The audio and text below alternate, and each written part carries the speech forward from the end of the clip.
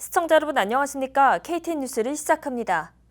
전 세계에서 누적 확진 환자가 가장 많은 국가는 미국입니다. 그리고 브라질이 그 뒤를 잇고 있습니다. 미국의 계절은 한여름이고 브라질은 한겨울입니다. 세계보건기구 WHO는 코로나19 바이러스가 계절 영향을 받지 않는다며 여름이든 겨울이든 감염을 막기 위해 주의해야 한다고 강조했습니다. 오늘의 코로나19 집계입니다. 전 세계에서 누적 확진 환자가 가장 많은 국가는 미국으로 미국의 현재 계절은 뜨거운 여름을 지나가고 있습니다. 반면 전 세계에서 누적 확진 환자가 두 번째로 심각한 곳은 브라질로 브라질의 현재 계절은 겨울입니다.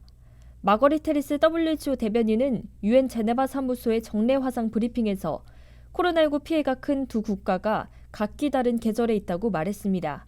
또 해리스 WHO 대변인은 계절성을 띠던 기존 호흡기 바이러스들과는 달리 코로나19 바이러스가 또 다른 특징을 보이고 있다고 지적하며 사회적 거리 두기와 손 씻기, 마스크 착용 등 코로나19 방역을 위한 조치를 계절에 관계없이 실천해야 한다고 당부했습니다.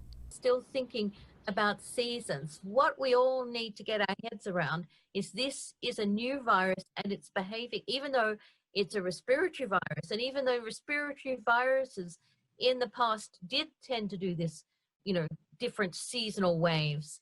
This one is behaving differently. 오늘 오후 3시 40분 기준 미국 내 누적 확진 환자는 446만 6,965명, 누적 사망자는 15만 1,791명으로 집계됐습니다. 어제 하루 동안 미국의 코로나19 신규 확진 환자는 6만 1,571명 늘었고 신규 사망자는 596명 증가했습니다. 캘리포니아주가 미국 최대 확산지였던 뉴욕주의 확진 환자 수를 뛰어넘었는데 오늘 플로리다주의 경우에도 뉴욕주의 누적 확진 환자 수를 추월해 두 번째로 올라섰습니다. 28일 오후 2시 50분 기준 조지아주 내 누적 확진 환자는 17만 5,052명, 누적 사망자는 3,563명입니다. 오늘 조지아주 보건당국에 보고된 주내 신규 확진 환자는 4,293명, 신규 사망자는 54명입니다. 카운티별 집계입니다. 풀턴 카운티의 누적 확진 환자 16,482명, 누적 사망자 373명, 귀네 카운티 누적 확진 환자 15,915명, 사망자 217명, 디케 카운티 확진 환자 11,494명, 사망자 208명으로 집계됐습니다. 이상 코로나19 집계였습니다. 공화당은 어제인 27일 오후 추가 경기부양 법안, 일명 힐즈법을 공개했습니다. 경기부양현금 추가 지급, 감소된 실업수당 지급, PPP 추가 지급 등 여러 가지 경기부양 정책들이 포함되어 있습니다. 하지만 해당 법안에 코로나19와 큰 연관이 없는 정부 사업에 대한 예산도 포함되어 있어 논란이 일고 있습니다. 김용선 기자가 보도합니다. 어제인 27일 오후 공화당은 추가 경기 부양 법안, 일명 힐즈법을 공개했습니다. 해당 법안의 예산 규모는 약 1조 달러이며 여러 경기 부양 정책들이 포함되어 있습니다. 주요 내용 중 하나로는 경기 부양 현금 추가 지급이 있습니다. 3월 케어스법과 동일하게 연소득 7만 5천 달러 이하의 개인에게 1,200달러를 지급합니다. 부양 가족 중 17세 미만의 자녀에게만 500달러를 지급했던 케어스법과는 다르게 모든 부양 가족에게 500달러를 지급합니다. 연방 실업수당의 경우 실직 이전 임금의 70%까지만 받을 수 있게 되며 연방노동부가 이전 임금 수준에 따른 지급 체계를 도입하는 2개월의 과정 중에는 200달러의 연방수당이 지급됩니다. PPP를 추가로 지급하는 내용 또한 포함되어 있습니다. 50% 이상의 수입 감소를 경험한 300명 이하의 중소기업의 경우에는 PPP를 다시 한번 신청할 수 있습니다. 학교에는 1,050억 달러가 지원됩니다. 이 중 300억 달러는 대학교에 지급될 예정이며 대부분의 지원은 대면 수업을 재개한 학교에게 지급될 것으로 보입니다. 또한 기업, 병원, 학교 등의 코로나19 감염에 대한 일정 수준의 면책 특권을 부여하는 내용이 포함되어 있습니다.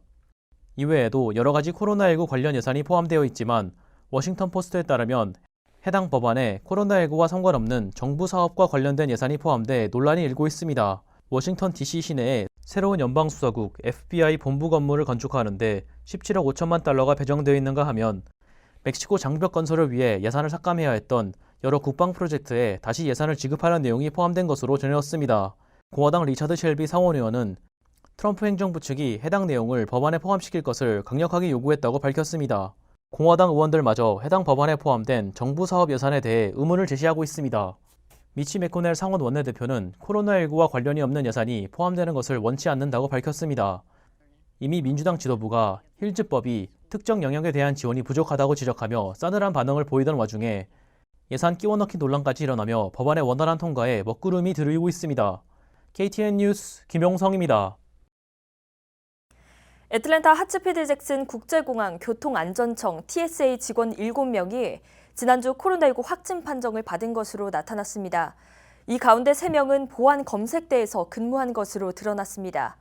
보안 검색대 직원의 코로나19 감염은 공항 이용객에게 전파될 가능성이 높아 보건당국이 긴장하고 있습니다. 공항 측은 방역 횟수를 늘리는 한편 사회적 거리두기와 스니즈 가드 설치 등을 통해 바이러스 확산을 방지하는 데 노력한다는 입장입니다. 한편 애틀랜타 국제공항에서 근무하는 TSA 직원들 가운데 코로나19 확진 판정을 받은 사람은 총 55명으로 늘어났습니다. 미국과 중국 간의 긴장이 고조되고 있는 가운데 미 전역에서 중국에서 온 것으로 보이는 정체불명의 우편물이 배달되고 있다는 소식이 들리고 있습니다.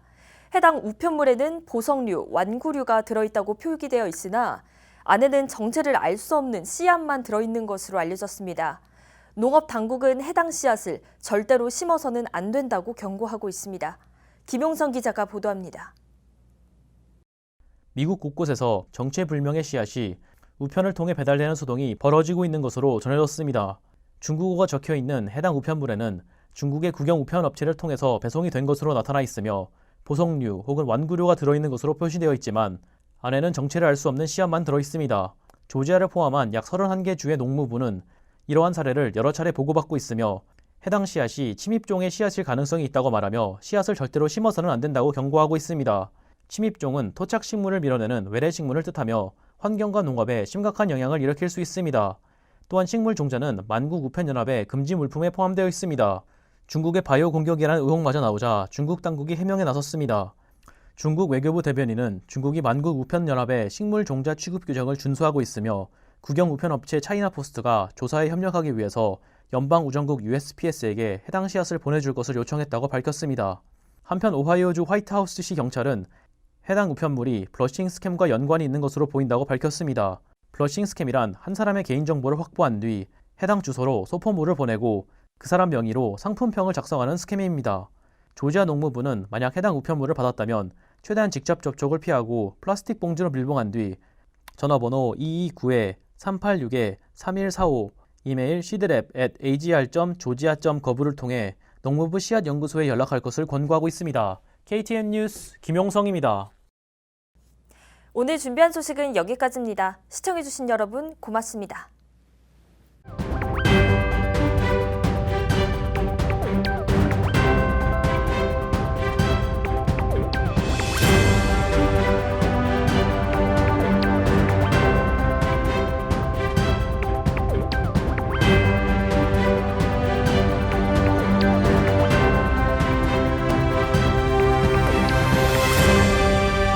뉴스를 뉴스답게 KTN